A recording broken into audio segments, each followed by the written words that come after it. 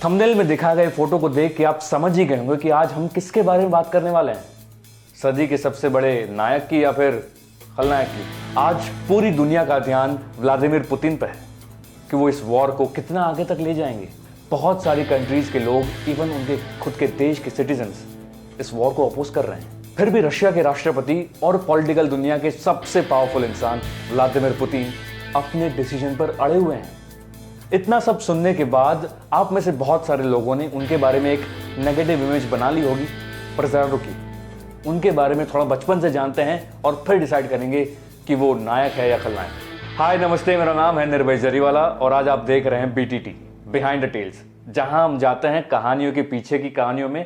और आज हम जाएंगे व्लादिमीर पुतिन के पीछे की कहानी में। पुतिन का जन्म 7 अक्टूबर 1992 में लेनिनग्राड में हुआ था, जो कि अभी सेंट पीटर्सबर्ग के नाम से जाना जाता है। नन्हे पुतिन को गोद लिया गया था, पर वो अनाथ बच्चा नहीं था। उसके असली पेरेंट्स ने ही उसको गोद दिया था। ये स्टोरी जिस देश में गंगा रहता है, अरे अपनी गोविंदा की फिल्म, बिल्कुल उसी की तरह लगती है, पर ऐसा नहीं है।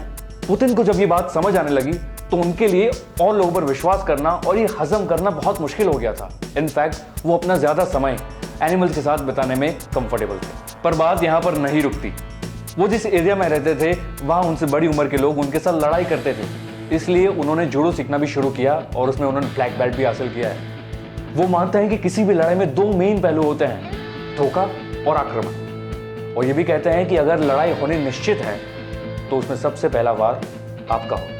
वो स्कूल से ही सोवियत इंटेलिजेंस के साथ काम करना चाहते थे और लॉ की पढ़ाई खत्म करने के बाद उन्होंने KGB ज्वाइन कर लिया और आज हमें पता है कि वो रशिया के प्रेसिडेंट हैं। पर इंटरेस्टिंग बात तो ये है कि सोवियत डिक्टेटर जोसेफ स्टालिन की डेथ के बाद सबसे ज्यादा साल पावर में रहने वाले व्लादिमीर पुतिन रशिया के एकमेव प्रेसिडेंट हैं।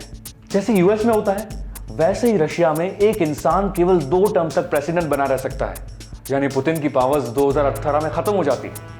पर पुतिन ने कुछ ऐसा चक्कर चलाया कि वो 2036 तक यानी 14 साल तक कुर्सी पर बने रह सकते हैं। इस बात पर बहुत कंट्रोवर्सी हुई।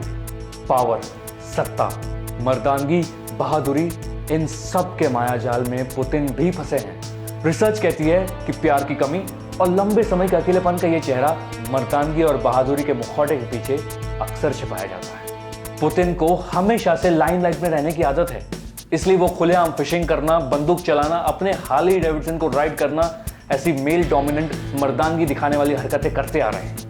अगर ये बात भी काफी नहीं है तो पुतिन अपनी जाती जिंदगी में भी मर्दानगी दिखाने के लिए डोमिनेटिंग मेल वाली हरकतें करते आ रहे हैं। ये हम नहीं, एक जर्मन लेखक एरिक श्मिट कहते हैं। और इतना ही नहीं, वो ये भी कहते हैं कि 1980 में उन्होंने अपनी एक्स वाइफ लुदामिला को मॉलेस्ट किया था।